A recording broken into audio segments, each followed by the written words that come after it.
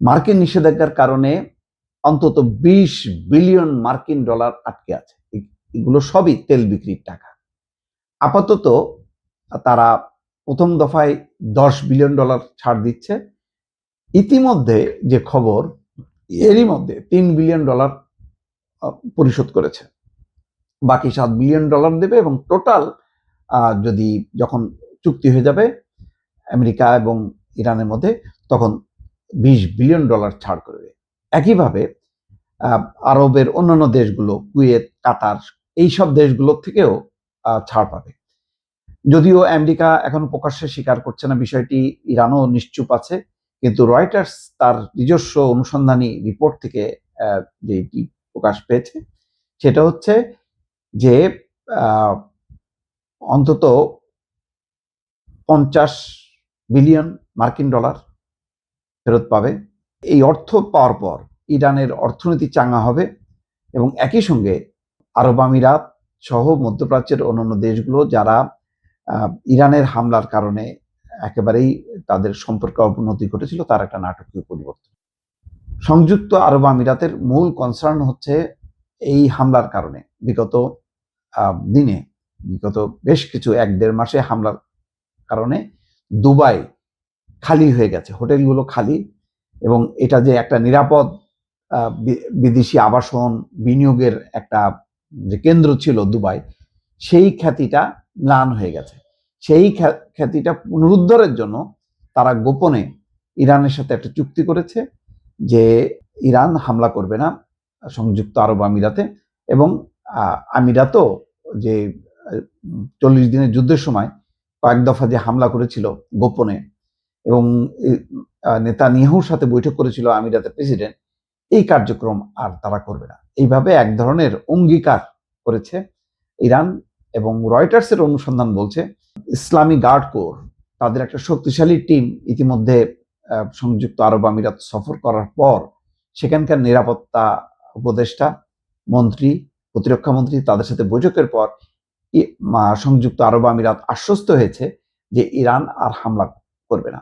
এবং দুই দেশের মধ্যে যে গোপন চুক্তি হয়েছে সেই চুক্তির খুঁটিনাটি দিক পর্যালোচনার জন্য সংযুক্ত আরব আমিরাতেরও একটি প্রতিনিধি দল ইতিমধ্যে তেহরান সফর করেছে।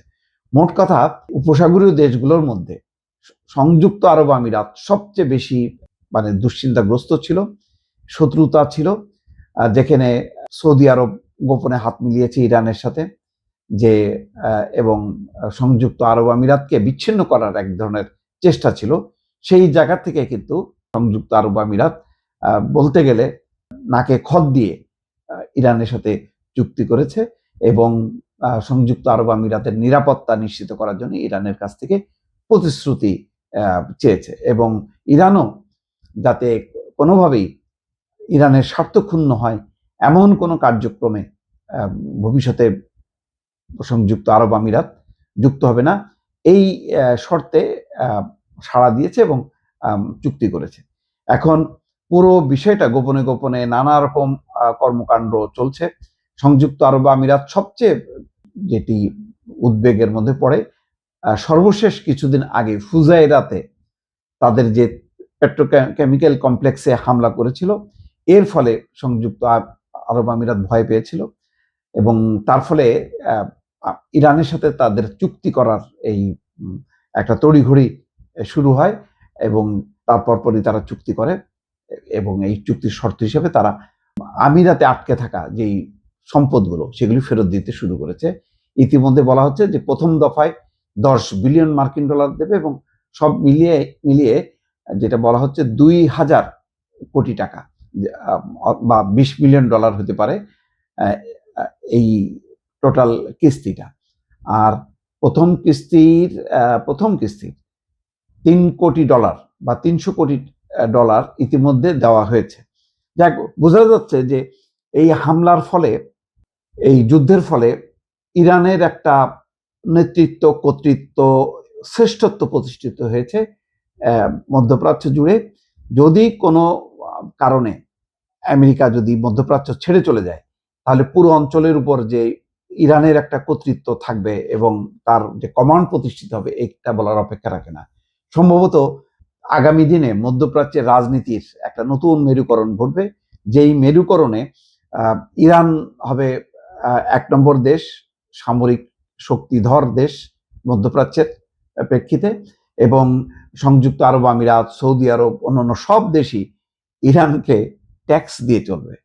অর্থাৎ ইরানের বাইরে আমেরিকার সাথে যে দহরম মহরম, ইসরায়েলের সাথে দহরম মহরম, সেটা করার আগে তারা ইরানের কাছ থেকে অনুমতি নেবে, এবং ইরান এই সুযোগটা নেবে যে আস্তে আস্তে উপসাগরীয় যে 9-10টি দেশ আছে, সেই 10 দেশগুলো নিয়ে এমন একটা জোট করা যাতে তারা কোনোভাবেই আমেরিকা বা ইসরায়েল মুখী না হয়। হয়তো সেই পরিস্থিতি তৈরি হতে যাচ্ছে আগামীতে, দর্শক।